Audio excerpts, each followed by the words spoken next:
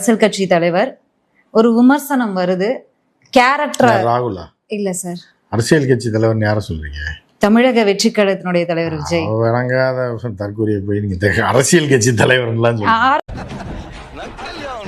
உறுதிப்படுத்துற மாதிரி வந்துட்டு போயிருக்கார் த்ரிஷாவை கூப்பிட்டு. உங்களுடைய கருத்து என்ன? இதுல நம்ம என்னம்மா கருத்து சொல்றோம்? அவருக்கு த்ரிஷா பிடிக்கும், த்ரிஷாவோட தான் டிராவல் பண்ணிட்டு இருக்காரு, த்ரிஷாவோட அட்வைஸ் படி தான் அவர் நடந்துட்டு இருக்காரு. த்ரிஷா சொல்ற ஒரு வார்த்தையை மீற மாட்டாரு. த்ரிஷா நாய்க்கு ஒண்ணுன்னா கூட பர்த்டே பேயாக்கு துடிச்சு போயிடுவாரு. இவன் வேற என்னை ரொம்ப டார்ச்சர் பண்றான்டா.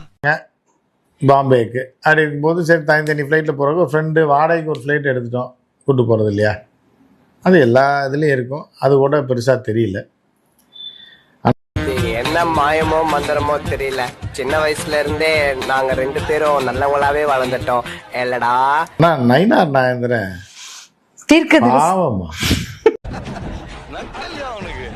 என்னன்னா அவருக்கு எதையோ எடுத்து அவரே அடிச்சுக்கிற மாதிரி தான் இருக்கும். நயினார் நாகேந்திரனுக்கு எல்லா உண்மையும் தெரியும். என்னடா இவ்வளவு தெரிஞ்ச எல்லாத்தையும் பேசினதுக்கு அப்புறம் வாபஸ் வாங்கி மன்னிப்பு. ஆமா சார், எவ்வளவு கேவலமா. நேத்தெல்லாம் அவர் தூங்கி இருக்க மாட்டார்.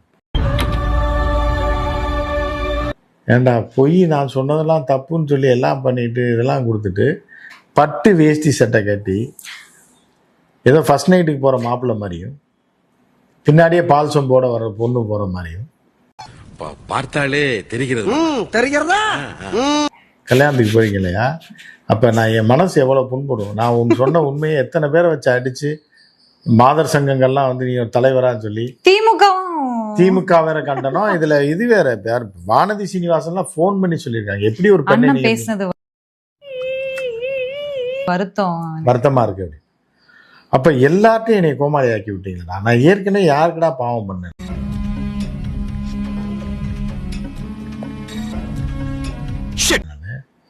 ஏற்கனவே அண்ணாமலை இருந்து என்னை போட்டு ராவடிச்சது போதும்.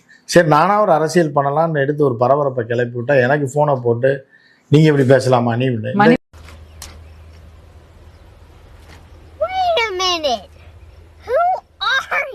இப்ப நேர மன்னிப்பு கேட்க வச்சிங்க.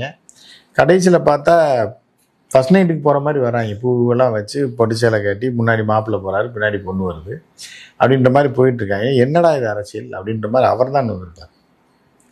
சரி நான் செவனே தானா போய்க்கிருந்தேன். யாரு வம்பு தும்புக்காச்சும் போனனா கௌரவம் கௌரவம்னு என் கௌரவம் தெரியும்லம்மா. அவங்க அம்மாவுக்கும் தெரியும், அவங்க அப்பாவுக்கும் தெரியும். தெரியும் போது சரி புது பொண்ணு வந்திருக்கு அப்படின்னு அப்ப அவங்க வந்து கலந்துக்க முடியல. வேற கல்யாணம்னாலும் அவங்க வர முடியல, சொல்லாம போயிருப்பாப்புல திடீர்னு. ஸோ அதனால அவங்க சந்தோஷம் தான் படுவாங்க.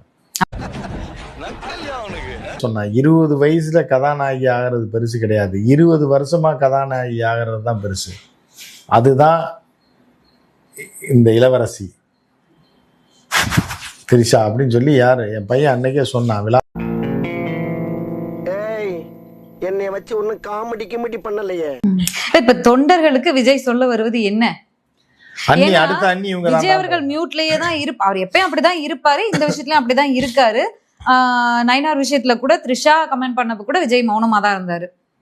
இப்ப வந்து பொது வெளியில கூட்டிட்டு வந்து உண்மைதான் மௌனமா இல்லாம என்ன பண்ண முடியும்? இதன் மூலியமா தொண்டர்கள் இனிமே தெரிந்து கொள்ள வேண்டியது என்ன? அடுத்த அண்ணி இவங்க தான்.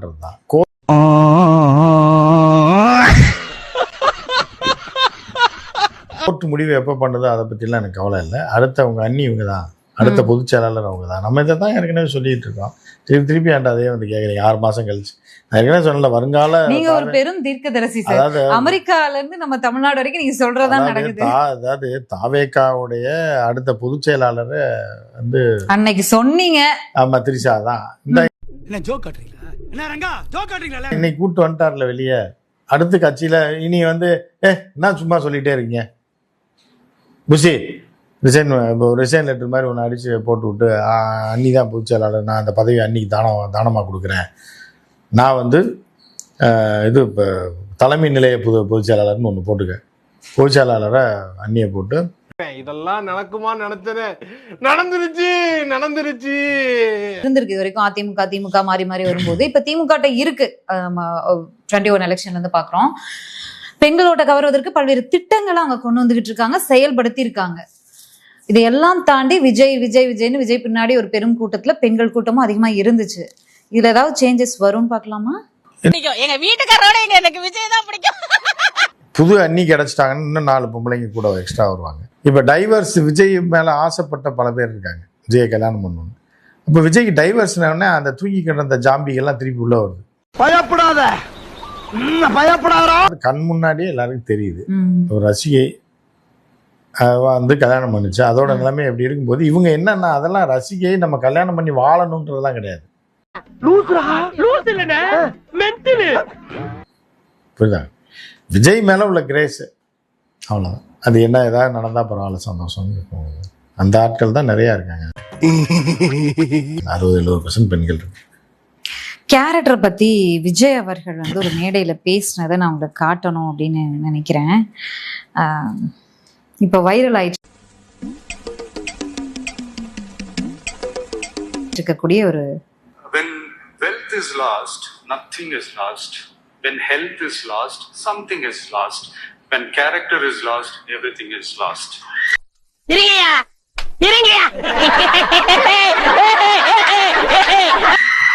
புரியுதா? இப்போ வந்து இது வந்து இவன் எழுதி கொடுத்ததை அந்த தம்பி படிக்கிறான். அட வெக்கம் கட்டுவீங்களா? இதுக்கு எதுக்குடா வெள்ளையங்கிலி மாலை? எவனோ எழுதி கொடுத்துருக்கான், அன்னைக்கு அதை படிச்சுட்டான்.